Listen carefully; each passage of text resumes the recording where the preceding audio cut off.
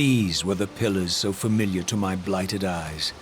But now that I had begun to learn their true significance, I regarded the pillars' destruction with a new, enlightened sense of horror.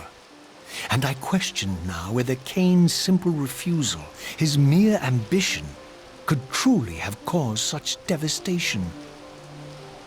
I felt that some darker influence was at work here. As I approached, I discerned the spirit of Ariel, bound here now for more than a century. Forever am I bound, hope abandoned, my spirit tethered to this place. What destroyed the circle could not touch me, for I was newly dead and beyond harm's reach. I alone was spared the descent into madness, and Kain alone was spared the pain of death. When Napraptor's poison seized Kain even in the safety of the womb, much more than just his destiny was lost. All of Nosgoth lost balance. Consider us now, both of us less than we once were. I, pure but insubstantial, and Kain, terribly real, but corrupted. Your imprisonment here has deranged you, Spirit. You fixate on Kain because you believe he is the tether that binds you here. But we both know he is not the author of your agony. The pillars were subverted by dark forces, invited by the Guardians themselves. The more I learn of your circle, the more I see a tangle of nested manipulations. Kain handed them their victory. They sought to topple the pillars, and he was their willing instrument. Or was he their unwilling pawn? Would it blunt your wrath to know that Kain's dilemma was calculated to bring the pillars down, regardless of the choice he made? And that the devastation would have been even greater had he chosen the path you would prescribe for him? Oh, you are a subtle, deceitful creature. But your clever arguments do not absolve Kain. He must die for the pillars to be restored. There is no other way. Then consider this more ominous possibility. What if Kain's death does not restore the pillars? Consider that it may simply be too late, that this world may be beyond redemption, and that you may be bound here eternally.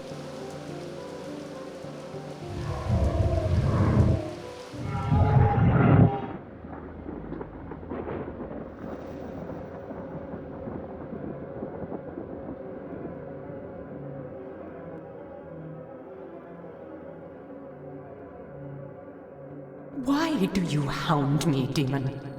You can see that I am captive here. Show me some mercy. Like the mercy you showed your fellow Guardians when you set Kain on them? Or the mercy you showed Kain when you kept him ignorant of his destiny while you used him as the scourge of the Circle? Or perhaps like the mercy you showed your beloved Napraptor when you made him Kain's first kill? You are cruel. Why do you torment me? I'm merely looking for answers, Ariel. Very well. I'll leave you in peace. But know this about you and this purgatory from which you long to escape. You're merely at the threshold.